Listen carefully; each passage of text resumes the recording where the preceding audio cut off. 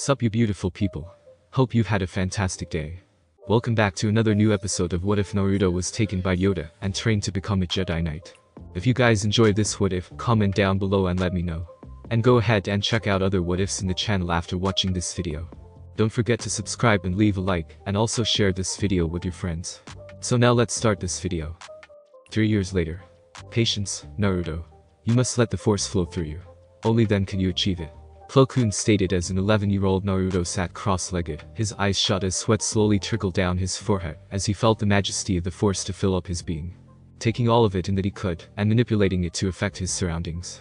Plo Koon however watched from the sidelines as his student was in deep meditation. Hard to believe it has only been a little over 3 years. His progress is incredible.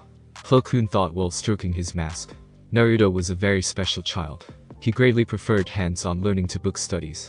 It was simply easier to demonstrate the lesson, and the boy was usually able to soak it up like a sponge. With that in mind, Plo Koon had devised various methods to teach Naruto that he would be able to learn, and learn he did.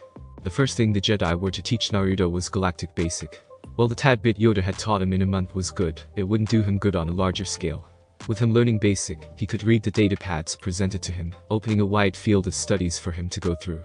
He was interested in the origins of the alien Padawans, namely a certain Blue Twi'lek, so he began studying cartography and history by personally visiting the various masters from across the galaxy and reading up on their home planets. During that time, he was also being instructed in the ways of the Force by Plo Koon. Starting with simple things such as sensing it, levitating objects, pushing and pulling them between platforms, meditations, and so on. Thus, rapid advances allowed him to easily control his connection to the Force. To Yoda, it was quite the shock to see Naruto master the Force so easily, despite his claim that he had struggled so much in the Ninja Academy. He was able to outrun even some of the most experienced Jedi Knights we have. Plo Koon thought. Naruto was tremendously quick and agile, to no one's surprise. After learning he was training to be a ninja, Battlemaster Sindralit quickly set Naruto on the path to master the Eterra form of lightsaber combat. Along with a solid foundation in Form V, Naruto could deliver broad, high-energy attacks, thanks to his maneuverability and an effective, speedy counter-offense. The only thing he lacked was power and defense, which Plo Koon thought would be ameliorated with age, and a stronger body to properly perform the more physically demanding Form V techniques. The one thing that threw the Jedi for a loop was the energy Naruto called chakra. It was, from what he had explained, far more versatile compared to the Force. However, what surprised them was the fact that it was not only separate from the Force, but acted as an opposing force entirely. The Jedi were unable to sense chakra like they could the Force, which made it all the more difficult to understand. However, there was something odd that was discovered. The midi-chlorians within him grew calm and docile when exposed to chakra, and were not as able to affect the Force as normally. The amount of chakra Naruto produced further affected Naruto's Force powers. If he channeled too much chakra, his Force powers were severely weakened. When he concentrated on using the Force, the opposite happened. His chakra reserves would be severely limited, and his physicality would suffer. His normally nigh infinite stamina was brought down to levels that would be considered relatively normal for a Jedi Knight. However, there was a catch. If Naruto left his chakra untrained, and concentrated his powers solely the Force, his Force powers would be radically unstable, and he had trouble lifting objects without launching them high into the sky. This attested to the power Yoda sensed within him, but as a youngling with only a handful of years' experience, Naruto still had little control over his Force powers. With that in mind, Naruto used a handful of exercises he knew about chakra control, such as balancing a leaf on his forehead by using only his chakra, to begin the process of bringing both his chakra and Force abilities under control. He had to get creative to ensure that his chakra control never faltered, lest he risked hampering either his ability to use or control the Force. Berg. Why can't I get it right? Naruto shouted out as he threw up his arms in frustration. He had been going at it for hours, and yes, there was still no sign of a result. Plo Koon hummed as he approached his student. Do not be deterred, young one. The ability you are trying to learn is one rarely learned by even the most knowledgeable of Jedi. You must have patience with yourself, Naruto, as well as the Force. Plo Koon's words calmed Naruto, who nodded. Plo Koon was a very strict, but rather uncritical instructor. He was not concerned with his pupils' failures, only that he hadn't achieved success. He was greatly known for his Kaldor sense of justice, one that was rigid and unbending. That sense of justice naturally inspired Naruto, willing to do whatever it takes to bring the scum of the galaxy to justice. He was also affected by Plo Koon's principles, putting high value in the Jedi Code. Although Naruto didn't agree with many things, he was still willing to honor the code. At least until he could change it. I know, but how will I ever be a Grand Master if I can't even learn this? Naruto questioned as Plo Koon stroked his mask. Have you not put any thought into why there is only one Grand Master in the entire order? Master Yoda is more than 800 years old. Far older than you, thus his experience and wisdom far outweighs yours, but even he was once a student. He didn't become a Grand Master in a few years. It took him decades. More decades than most humans can live for. The point is, the road to achieving your goals is never easy, after all, that is why they are called goals. His instructor answered as Naruto nodded again more slowly this time, understanding a tad bit of what Plo Koon was saying. Come now, the council would like to speak with us soon. Plo Koon said as he stood up and started to head for the door. Naruto raised an eyebrow. What could the council want with him now? Oh no, this isn't about that prank, was it? I didn't mean to turn your robes lime green, Master Plo, I swear. He didn't waste any time and leapt to his feet following his master out of the room. The walk itself was slowly and quiet as they took their time. It wasn't long before they arrived at the doors to the chamber, and waiting there was Obi-Wan Kenobi and his master Qui-Gon Jinn. Naruto smirked as he spotted Kenobi. Hey, Kenobi, what are you doing here? Naruto questioned as the 20-something Padawan looked down at Naruto. He merely smiled and shrugged. I'm not sure myself. All Master Qui-Gon said was that the council requested our presence. Kenobi answered while stroking his chin. He said it very seriously, too. Like he was a sergeant giving orders to his troops. While the two talked, the Jedi Masters bowed to each other as they waited for the door to open. I suppose you know why the council called for us? Plo Koon questioned as Qui-Gon hummed. I have an idea, though I am not sure. The master answered as Plo Koon thought over that answer. The doors to the chamber opened, allowing the group of 4 to enter. The group walked to the center of the chamber, while the council members sat in their chairs. Here you are, good. Yoda stated as he smiled at the group. The group of 4 bowed slightly as Mace Windu chose to take the floor. Sorry that we cannot dispense with more pleasantries, but this matter is urgent. Mandalore has been going through a civil war for quite some time now. Insurgents have invaded their ranks in a bid to take power, and to re-establish the Mandalore of old, or at least a more militaristic Mandalore. This has thrown the whole system into chaos, as the leader of the new Mandalore faction, Duchess Satine Kryze, along with most of her leadership, has been forced into hiding. Windu started out as many of the members whispered amongst one another. And why is it a concern of ours? Obi-Wan spoke up, questioning the council as many masters shared glances. Some 5,000 years ago, the Mandalorian clans once grew so powerful that they once rivaled the Republic, and were all too eager to prove it in combat. These Mandalorian crusaders were bloodthirsty enough that the entire galaxy was engulfed in war. Such a Mandalore can never again be allowed. Master Fisto answered as the nature of this meeting dawned on them. They would once more be a threat to the Jedi, the Republic, and peace itself within the greater galaxy. Master Adi Gallia continued. The Mandalorians are by their very nature warlike people, and every Jedi should know of the ancient Mandalorian crusaders that sought to test their mettle against us. Should Mandalore be allowed to revitalize its military, then they would become a powerful force within the galaxy, one that would be all too eager to expand beyond its current borders. The Mandalorian Wars were a topic often considered to be better left unsaid. They were a very dark chapter in galactic history that led to the deaths of many Jedi, as well as many Republic soldiers and Mandalorian clans. Yes, my first mission. I can already taste it. Naruto thought as he was lost on the proceedings. So, what are we to do? Master Plo Koon scanned the faces of the masters on the council. He could tell some were against it, others were in favor. Naruto was jumping in his mind, his face beaming with excitement. It would be in our best interest that the new Mandalore faction comes out on top. Their ideology is centered around pacifism, very different from the traditional Mandalorian way of life. Windu finished as the Jedi Council debated about the involvement of the Order into politics. I agree with Master Windu. A militaristic Mandalore would be dangerous at best, and warmongering at its worst. Either of these futures is one we should aim to prevent. Qui-Gon Jinn threw in his opinion on the matter. Yoda meanwhile observed the group of 4, though most of his attention was on Naruto. So, we're to aid the Duchess's faction like the Jedi are common mercenaries. Master Rancisis raised his voice in opposition to the plan. No, we cannot get involved directly. This is an internal matter between Mandalorians. Any aggressive action against them would be construed as war, and it could potentially endanger the lives of other Jedi out on missions. They would be unsuspecting and the consequences could be fatal. Master Windu has thought of a plan to avoid any direct confrontation. We are only protecting the Duchess, not fighting for her. Master Mundi shut down the protest of Master Rancisis.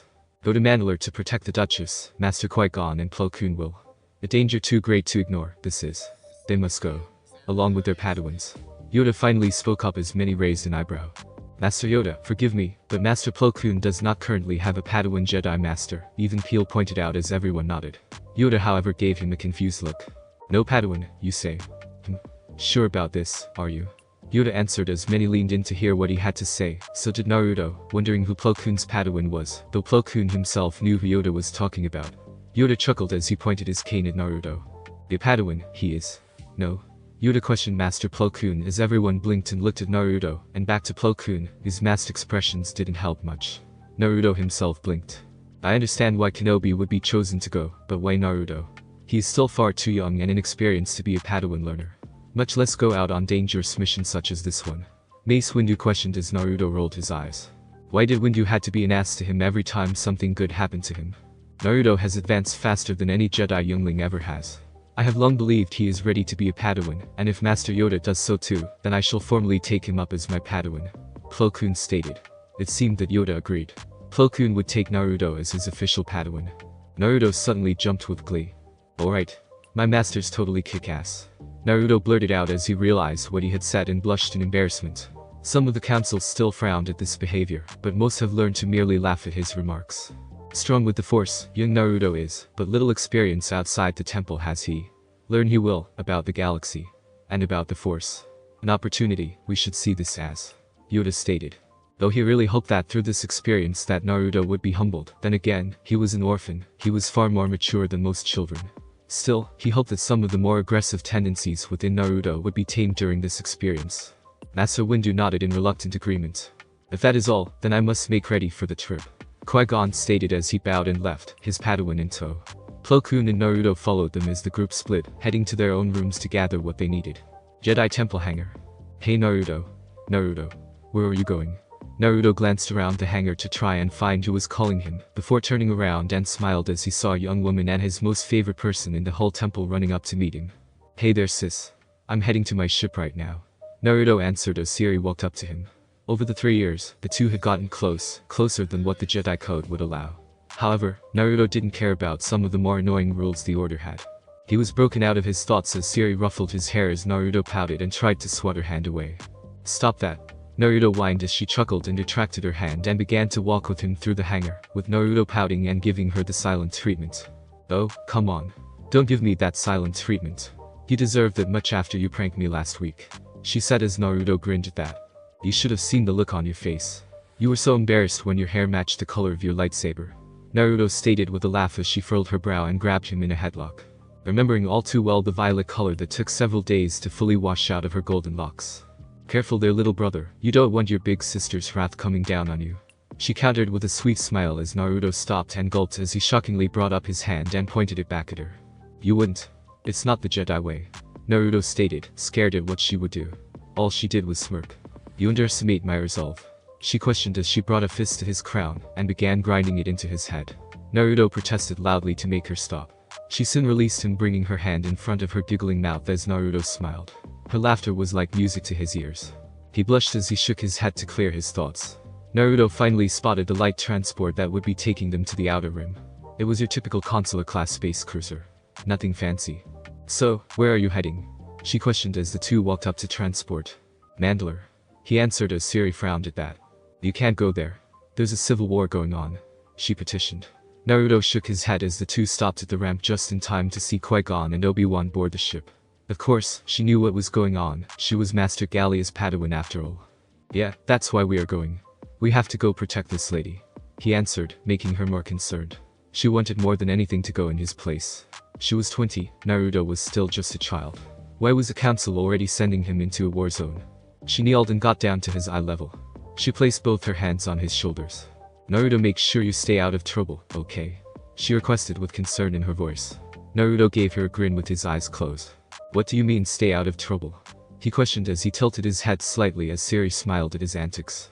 You're right, what am I saying? Trouble finds you. She said with a giggle as she kissed his forehead. She stood back up and smirked at the blushing Naruto. Naruto, it's time. Plo Koon stuck his head out to call his new Padawan inside. Just be careful, okay? And try not to get into any arguments with Obi-Wan. She said as Naruto held up his hand in acknowledgement and jogged up the boarding ramp into the ship. The ship's ramp closed and it slowly started to levitate before it turned around and shot out of the hangar. Siri sighed and looked at the retreating ship. May the Force be with you. She muttered as she kept her gaze at the retreating vessel before it was far out of her sight.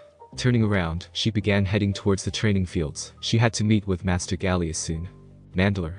It was only a day before the transport ship exited out of hyperspace, with Mandalore in their sights. The group of 4 Jedi readied themselves as the ship approached the moon of Mandalore, Concordia. The Duchess and her family had retreated to the moon after they were attacked at the capital. It seemed that not even the Grand Palace was safe from the insurgents. You ready? Naruto looked to Obi-Wan, who nodded. Yes, but are you? He snarked back as Naruto gave him a fox-like smirk. What's that supposed to mean? I was born ready, he said with conviction as Kenobi rolled his eyes. The two followed their masters down the ramp, their cloaks hiding their appearances. This is a war zone, not a picnic. I don't know what Master Yoda was thinking sending a child, Obi-Wan said as Naruto frowned at that statement. I'm a Padawan like you, not a child. Naruto shot back as Obi-Wan shook his head. You have only recently become a Padawan, too recently. Just stay behind me and you'll be fine, he said as Naruto resisted the urge to growl. After 3 years of training with his master, he had learned to better control his emotions, well, at least his more reckless and violent ones. He was still carefree and a laughable fool. Says the Padawan who was sent to the Agri Court to help cultivate crops, Naruto said with a snicker as Obi-Wan sighed in defeat. That was one chapter of his life that he would not want to remember. Being sent to the Agri Court was the worst thing for a youngling who wanted to become a Jedi. Who wanted to spend their life growing crops. Not him. As the two Padawans bickered with each other, the two masters were having talks of their own. I'm not entirely sure how I feel about your new Padawan being here, Qui-Gon spoke as Plo Koon frowned behind his mask. For some reason, Qui-Gon was one Jedi who didn't like Naruto. For some reason, he merely tolerated him. Naruto has proven himself to be worthy. Out of all the younglings, he has advanced the furthest and the fastest. At a young age, too. Frankly, it is your Padawan I am worried about. After all, he was sent to help grow crops, Plo Koon said calmly, unknowingly teasing Qui-Gon's Padawan the same way Naruto just had. The human Jedi Master kept walking. Obi-Wan is different. He is strong and experienced. I've no doubt he's almost ready for the trials. In time will be just as wise as us. He will make a great Jedi Master one day. You Padawan? I'm not so sure, Qui-Gon replied as Plo Koon shook his head. Naruto might be impulsive and act with his emotions sometimes, but his sense of justice is even stronger than mine. He will not sit back and watch as people are hurt by those who abuse their power. He is an unorthodox Jedi, but being unorthodox shouldn't be that unfamiliar to you, Master Qui-Gon. You're infamous for disobeying the council, Plo Koon stated as the two stopped as they arrived at a forest opening. They're here, Qui-Gon whispered as the group of four waited. From the opposite side, a few men and women emerged. They were armed with various blasters, with a few wearing uniforms. The apparent officer of the group walked past the group and stood in front of the Jedi. Did the order send you? He questioned as Plo Koon nodded. Yes, the order is willing to help you, but we are only here to protect the Duchess, not take part in this civil war, Plo Koon answered. The officer nodded and gestured them to follow. I'm Mikkel Sun, Defense Minister of Mandalore and a key advisor to the Duchess, Satine. Please follow me, the Duchess awaits your arrival, Sun said as he turned around and began to walk, with the group of Jedi following the group. They walked for what seemed to be hours, before they finally reached a base of sorts. It was guarded by very extravagantly armored royal guards that had come with the Duchess and her family. Duchess, the Jedi have arrived. Sun bowed as he moved to the side to introduce the Jedi to his leader. Qui-Gon stepped forward, pulling his head down. Greetings, I am Jedi Master Qui-Gon Jinn, and this is my Padawan Obi-Wan Kenobi. Qui-Gon introduced himself and his Padawan, who pulled his hood down as well. Obi-Wan blushed slightly as he looked at the beauty in front of him. She was a young woman, maybe a few years younger than him. And I am Master Plo Koon, and this is Naruto Uzumaki, my Padawan. Plo Koon introduced himself as Naruto stepped forward, pulling his hood down. His blonde spiky hair sprang up in attention, finally being released by hood of his cloak. He studied the Duchess, before his sight turned to the red-haired preteen girl, next to the Duchess. She looked around his age, but she was definitely taller than him. Her green eyes met his blue ones before he quickly turned to look back at the Duchess. That must be the Duchess's kid sister, Naruto thought as he noticed the Duchess' gaze lowered to cast a frown at him. A child. When did the Jedi start sending children into war? She questioned Qui-Gon as Naruto frowned at her statement. Before he could say anything, Plo Koon discreetly stopped him. With all due respect, Duchess, it was the Grand Master who picked the Jedi here to protect you. He wouldn't have picked my Padawan if he wasn't up for the task. Plo Koon shot back at her, with finality in his voice. He was tired of people questioning if Naruto was up for the task. If he could escape from Jedi Knights, then he was ready in Plo Koon's eyes. If the worst were to happen, he was confident Naruto could get away. The Duchess's frown deepened. She opened her mouth to say something before the base shook. What's going on? She questioned as she sat up, with dust falling all over the room. A few guards came running in. Duchess, we are under attack. They must have tracked the Jedi to our location AHH. The guard captain shouted, bringing the attention of the Jedi to him, but he fell to the ground dead as a blaster bolt hit him in the back.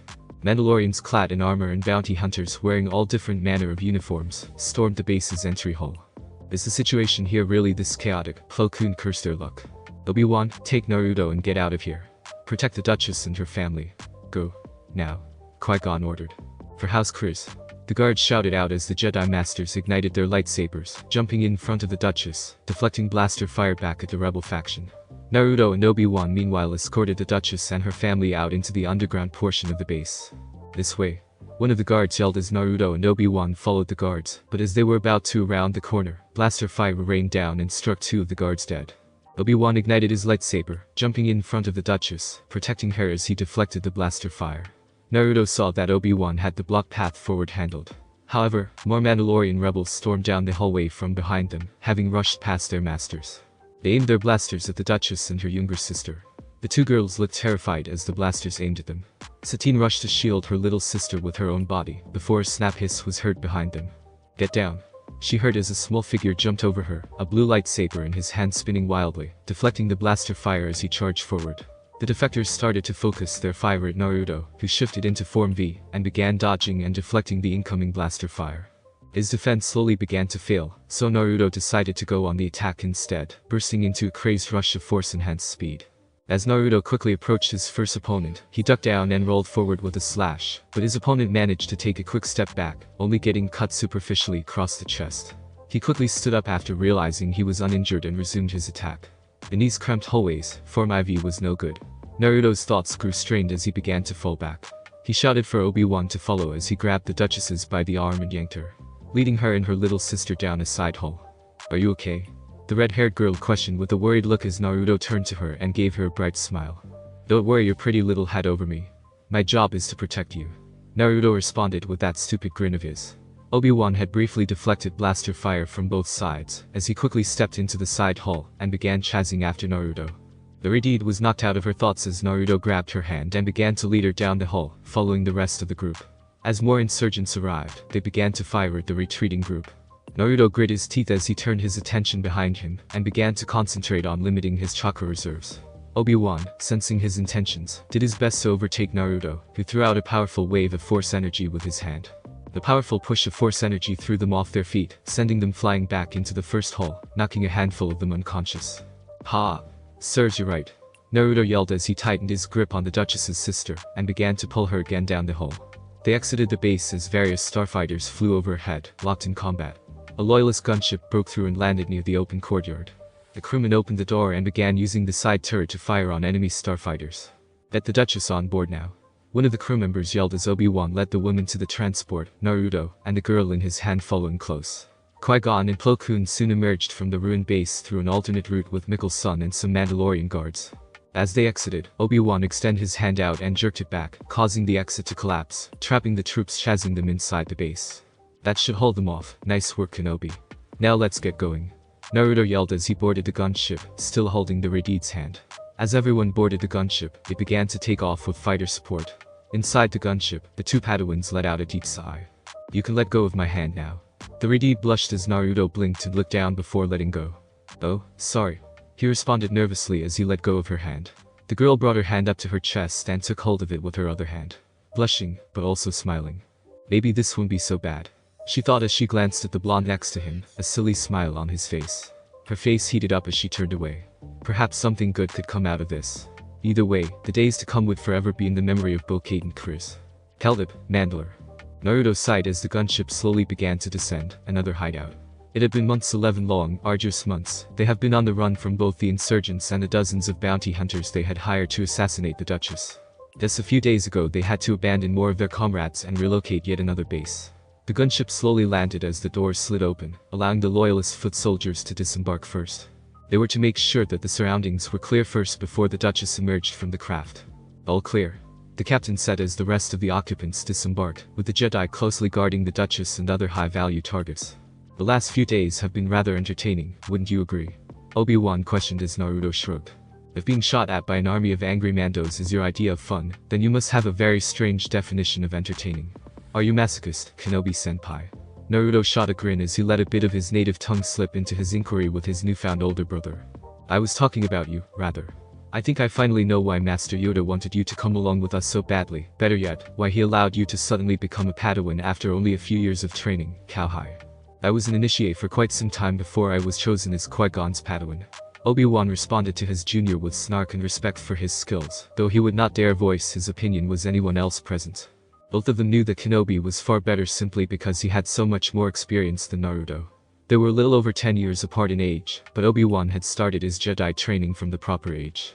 All in all, this amounted to roughly a 15-year gap in experience, although at times it felt much smaller to the older Padawan. It was because I'm awesome. Naruto responded as Obi-Wan sighed. He couldn't really argue anymore. Naruto had proven himself very capable over the past year, and he continued to improve month after month. Obi-Wan had begun to step up his training. He was no longer sure the gap between them would last too much longer. Experience could only get you so far, after all. You needed to have talent and skill as well. Naruto had noticed that Kenobi's advantage in their sparring matches had begun to wane, as Naruto adopted the Form IV techniques from his brother rival as well as his master, into his own blade work. It didn't hurt that Naruto was being mentored by one of the best Jedi warriors in the order. Naruto's skill in Form V Xian had become very polished. The lessons of Plo Koon were better conveyed when facing off against real opponents with real blasters, rather than programmed training remotes. As the two walked in contemplation of each other's improving skills, the gaze of one Bo-Katan Kryze was fixed at Naruto. He was unique. He was nothing like the Jedi, at least from what her sister had told her about Jedis. "Oh, is everything okay?" She was broken out of her thoughts by Satine. She looked away, her eyes darting to fixate on anything. Anywhere but towards the object of her affections. "Yes." She responded as Satine raised an eyebrow and followed the gaze of her kid sister to Naruto. She frowned slightly. Turning to Bo, she rested one of her hands on her shoulders. "Bo, you know what I told you about Jedi and relationships," she stated as Bo looked down sadly before she shook her head in denial. "He's not like the other Jedis. He's brave, considerate, funny, and so much more." Bo countered as she blushed once more at her thoughts. Satine sighed as she looked at her kid sister. "I will not allow you to pursue a relationship with a Jedi. Not only that, but you are too young," Satine stated with finality as Bo slightly growled at her sister's declaration. She turned to her elder sister and shot her a fierce glare. "Aren't you the hypocrite? Don't think that I don't know about your late-night rendezvous with the other Padawan." Bo shot back as Satine almost fell, a blush covering her face. "That's different," Satine answered in a hushed voice. Bo rolled her eyes. Clearly it was not. "Only different because you're sleeping with him," Bo fought back as Satine's eyes widened with a scoff as she turned away from her sister. "It's different because I'm not interested in him romantically. And we haven't done that in a while. It's only a little casual fun, and that's all it can ever be with these Jedi types, too obsessed about their code, and selflessness, and detachment from the world. Ah, I shouldn't even be talking to you about this stuff, you and Naruto are both only 12. Satine answered her sister with a twinge of scorn in her voice. However, Bo-Katan was unable to talk back any further, including mentioning that she was in fact 13, as the group stopped in front of an entrance that led to a hidden base. "You first, my lady." Obi-Wan gestured with his hand as the Duchess smiled and nodded and walked in, her royal guards following her with Bo in tow. The two Jedi Masters, however, were talking amongst themselves. "You've done a great job training Naruto, he truly is a phenomenal Padawan. At first I wasn't so sure he was ready. But observing his last duel with Obi-Wan, I suspect he's every bit as capable as a Padawan his age should be. Even more so when it comes to his saber skills. Your warrior traits seem to have rubbed off on him substantially. I knew you would come around eventually, but sadly, I'm not so sure I feel the same," Plo Koon said with concern. "What do you mean?" Qui-Gon addressed his doubts head-on. He seemed to have been enjoying the last fight. Perhaps Master Windu was right. He and his Vapid form might have been the best fit for Naruto. When we returned to Coruscant, I was thinking he should study under him for a while. Plo Koon suggested as Qui-Gon hummed in consideration as the two stood guard at the base's entrance, while their Padawans went inside to stand guard. "I disagree. I think learning Vapid would be more dangerous than therapeutic. Naruto has definitely improved his restraint over the past year, but learning something like that, I'm not so sure even Master Windu could set him on the right path after being exposed to all that emotion. Naruto has proven himself repeatedly during his time here on Mandalore, and he has been invaluable to this mission. His martial skills are impeccable. Truthfully, he's gotten better with Form IV than even you are. I don't think there's much left that you can teach him in that regard. Instead of learning with Master Windu, let him study under me instead. It is my specialty after all." Qui-Gon proposed as Plo Koon nodded in understanding. "I've noticed a change in Obi-Wan as well. He's become much less arrogant, and his desire to improve so quickly is a cause for concern of mine." Qui-Gon continued as Plo Koon frowned. "Well, as much as one could with his or her mouth covered by a mask. So, you don't know about the fact that your Padawan has been meeting after hours with the woman we are here to protect?" Plo Koon questioned as Qui-Gon's eyes widened at this new piece of information. "What?" Qui-Gon responded with a chuckle. "You can't be serious," Qui-Gon began to snicker. He couldn't imagine Obi-Wan, well-disciplined, and stuck-up Obi-Wan, sleeping with the Duchess of Mandalore. If what Master Plo Koon was saying was true. Qui-Gon noticed his fellow master was looking him dead in the eye serious. Qui-Gon hid his face as he thought of the discussion about attachments he would have to have with his Padawan after the mission was over. He needed to make sure Obi-Wan held no lingering feelings for the Duchess. "You must be a deep sleeper, Ben." Plo Koon responded as he turned around and began his patrol, leaving a very amused Qui-Gon deep in thought. While the two Jedi Masters were outside, Naruto and Obi-Wan were inside. Naruto was tinkering with his lightsaber. It was a generic blue-colored lightsaber given to all Jedi to train with. He would undoubtedly make his own lightsaber after the mission, but he still wanted to customize this one's length a bit to adjust to his new height, so he is tinkering with it like he did blasters, ships, and even droids. "Isn't that dangerous?" He heard a voice. Turning around, he smiled as Bo came into his view. For some reason, he really enjoyed the few moments he spent with her. "What? This? Nah. This isn't dangerous at all," Naruto replied, but just then a few sparks escaped the lightsaber, causing Naruto to jump and drop the weapon. Bo let out an exasperated sigh and sweat dropped at the boy's gaff. "Right?" she responded as Naruto chuckled nervously. The two stared at each other in silence before Bo turned her head away from him, a blush settling on her cheeks, unaware of how to express her feelings to a Jedi. Naruto meanwhile blinked his eyes in confusion. "You alright?" Naruto questioned as she nodded her head furiously in response. "I'm fine, Naruto. Why do people keep asking me that?" Bo-Katan pondered as Naruto raised an eyebrow. She sighed once more. He might be a Jedi, but that didn't mean he was exactly bright. "My sister told me that Jedi don't care about others, they never get attached with anyone." She elaborated as Naruto realized that she was talking about. "Oh, yeah, most Jedi don't. Something to do with the dark side. Tenets, traditions, emotions, and stuff. But we definitely care about others," he answered casually. While Naruto might be powerful, he wasn't known to be book smart. All he knew that the dark side was bad and one should stay away from it. "Are you one of those Jedi?" she asked. Naruto gave her an inquisitive look, needing further information. "I mean, are you one of the ones that don't follow to the Order's traditions?" she questioned as Naruto gave her a grin. "Well, the Order says that emotions lead one to the dark side. I find that emotions make one stronger. It is the bonds we make that makes us stronger. I fight to protect those that I love. My friends, family, and you," he answered as a darker shade of red settled on her face. "What does that mean?"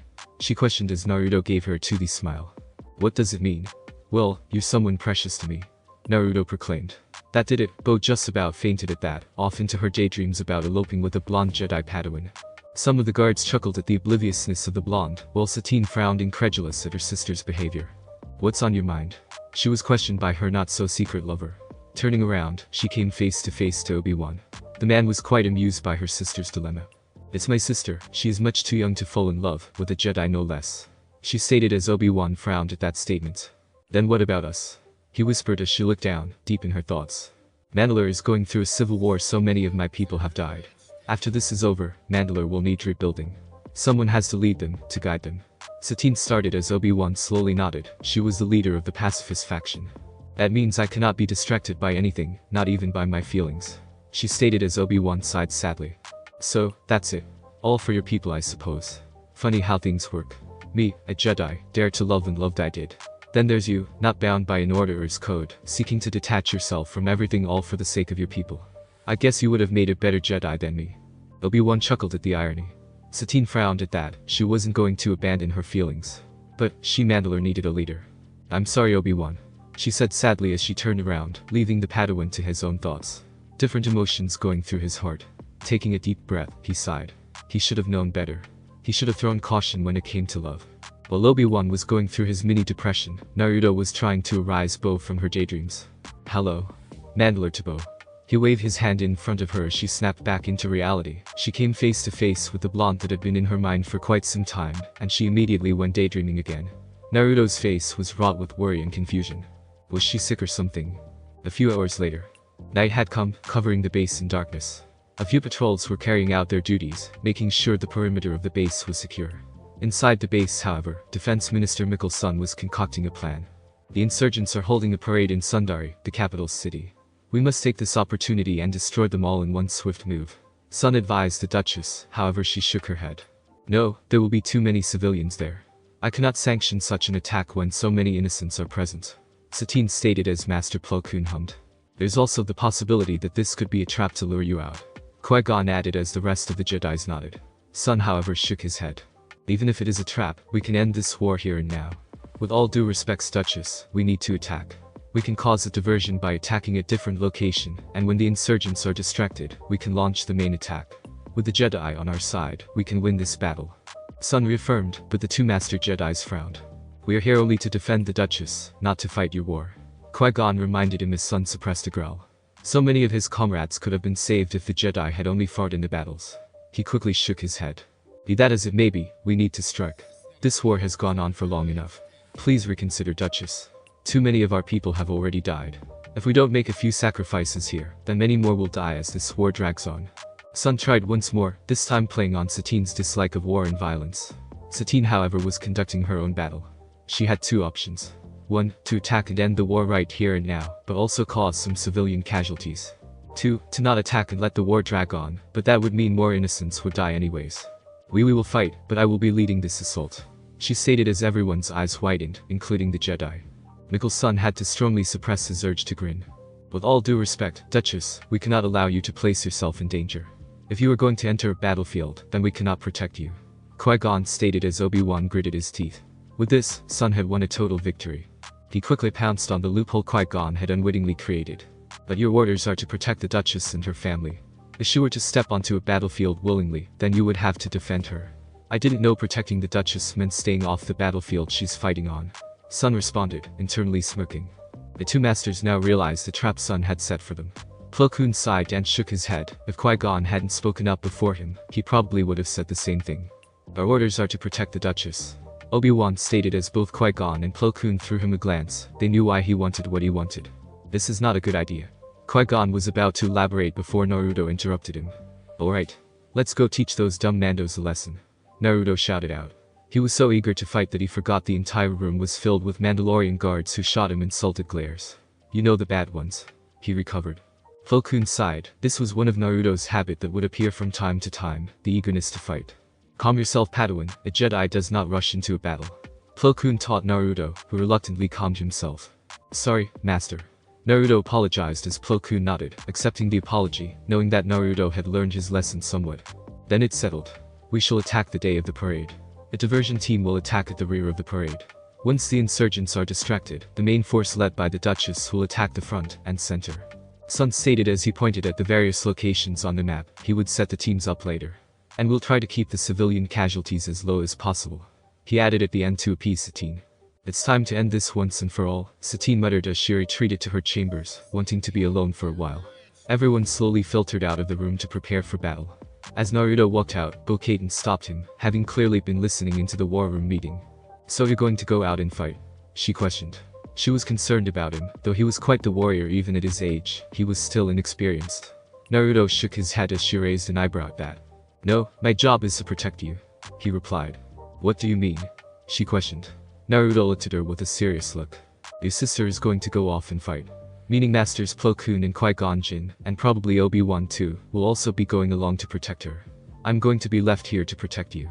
At least, that's what I think is gonna happen, Naruto explained as she blinked at his reasoning. Why is that? She questioned as Naruto hummed. Well, the coming battle is gonna be huge. There will be some of the most battle-hardened warriors in the galaxy involved. My master will probably assign me to protect you instead of fighting in the battle. It would just be safer for me and you, Naruto explained as his hand held his head. All this thinking was hurting his head. With all the doom and gloom, he wasn't exactly his chipper self these days. He was still the same boy as before, but she'd notice when the situation was serious, he'd follow suit. Hopefully, this will all end soon. He thought, however, the ending would certainly be bittersweet for him. On one hand, he would have helped ending a civil war, but on the other he knew that he might never see Bo again. She was his first friend outside of the Order. I will protect you, no matter what it takes, he thought as he tightened his hands into fists. Come hell or high water, he would cut down anyone that would dare harm one of his closest friends. Days later, as he had predicted, Naruto was left behind to ensure that no harm befell on Bo-Katan. He didn't mind it, just meant more time to spend with her. And then, I was like swish, swish, and then the bounty hunter was like pew, pew, boom. You had to see it to believe it, Naruto said as Bo giggled as Naruto made a fool of himself. Currently, Naruto was telling her of some battles he had with bounty hunters during the past months. The base was mostly empty, save for a few guards and Naruto present to defend Bo. Naruto, tell me, what is your dream? She questioned him as Naruto sighed and looked up at the ceiling. My dream? Well, I had a dream before I was inducted into the order. Naruto answered as she looked at him, wondering what his first dream was. Seeing this, Naruto grinned. My first dream was to be Hokage. He answered as she blinked at the odd-sounding word, before a thoughtful look fell on her face. Hokage. Strange, that word sounds similar to a word in ancient Manda Hakugan, if I'm not mistaken. It translates to Fire Shield, or Fire Guardian. She commented as Naruto raised an eyebrow. Did you say Fire Guardian? The Hokage was the protector of the village. On my world it meant Fire Shadow. But, I'm from, what's all this about ancient Mandalore? He questioned as she nodded. Mandalore, its people, and our language are much older than people think. At many points in the galactic history, Mandalore was a sizable empire, strung together by the many clans under one leader, Mandalore, who could conquer and enslave entire worlds with a single swipe of his vibroblade. At its peak, the empire even reached into the unknown regions of the galaxy. However, after incessant war with the Republic, as well as help from several of the Jedi, the Empire began to crumble after the death of Mandalore the Ultimate, at the hands of a Jedi general named Revan. Bo trailed off, thinking of the glory days of Mandalore. These insurgents wouldn't have ever dared to challenge her sister as she was as strong as their last emperor. Mandalore the Ultimate. Naruto marveled at quite possibly the coolest name he had ever heard in his life. So, was the planet named after him?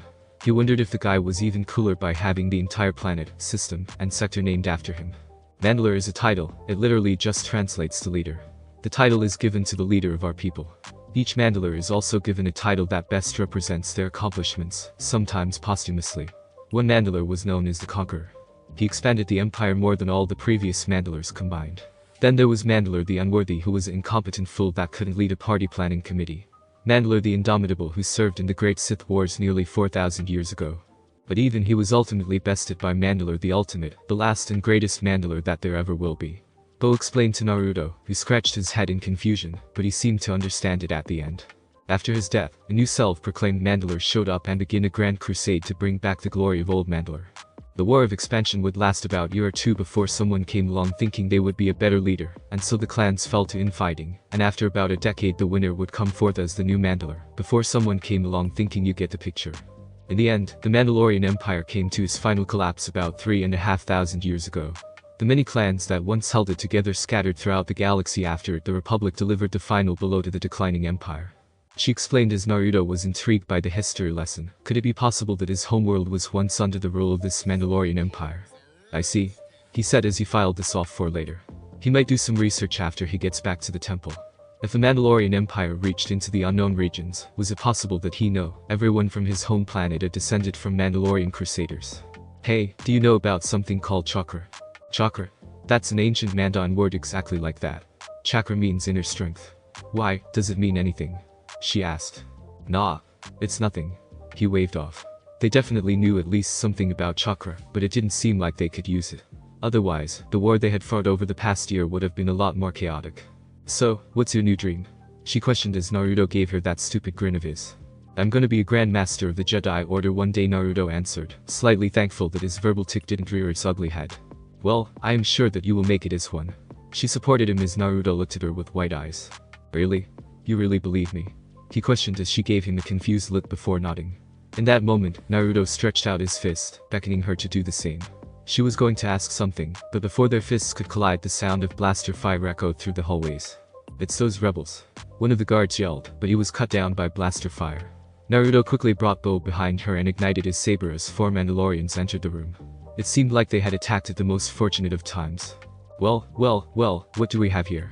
One Jedi brat and that sorry excuse of a Mandalorian sister. One of the insurgents spoke. He wore Mandalorian-style armor that was very traditional. Naruto gripped his saber tightly and shifted into his Form V stance. Damn it, I really need to train with a new form. All my current ones are useless in confined spaces. Naruto thought. While he had gained some experience with combat, it wasn't enough to make him a pure master at it.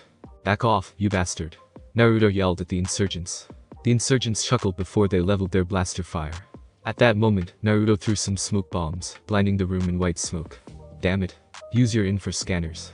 One of the female insurgents yelled as they all activated their scanners, only to find the Jedi and their target running through the halls. After them. She yelled as they ran out into the hall, only to be thrown back by some unknown force. This bought valuable time for Naruto to lead Bo out of the base. Stopping just outside the entrance, Naruto turned to her. Bo, I want you to hide behind that rubble over there. He instructed her, but she just stood there and looked at him in fear. But what about you? She questioned, fearing for what the blonde was going to do next. I have to go to fight them. We can't outrun them forever. He answered as Bo looked at him defiantly, clutching her hands into a fist. The truth was, Naruto could outrun them, she couldn't. She was slowing him down. I don't want to be weak, she thought, but was broken out of her thoughts as she heard blaster fire. Looking up, she saw Naruto deflecting multiple blaster bolts. Run, Bo? Naruto instructed her, but she was frozen at her spot. No, I'm not going to leave you, she yelled back as Naruto kept blocking the blaster fire. Now isn't the time for this. Go, I'll be fine, Naruto shouted back, urging her to go. Bo gritted her teeth. She wanted to help, but it was becoming clear that with her being present here, Naruto couldn't go on the offensive. With that thought in her head, she turned around and ran for it. Naruto looked back, relieved to see her retreating figure. Nodding to himself, he quickly went on the offensive, charging right at the insurgents, dodging their blaster fire with Form IV, or deflecting it with Form V. Come on. He's just one kid, one of the assassins shouted out as they kept on firing. As Naruto approached the first insurgent, he crouched down and shot forward, his lightsaber in his hand making a cutting motion. Gah! The insurgent yelled as the lightsaber cut straight through his armor and through his gut. He fell dead on the ground, his seared entrails spilling out. Keeping up the momentum, Naruto quickly backpedaled, dodging a vibroblade. Extending his hand out, he threw the insurgent into a collision course with a nearby building, causing a few of the said Mandalorian's bones to break. Damn, he's pretty good for a brat.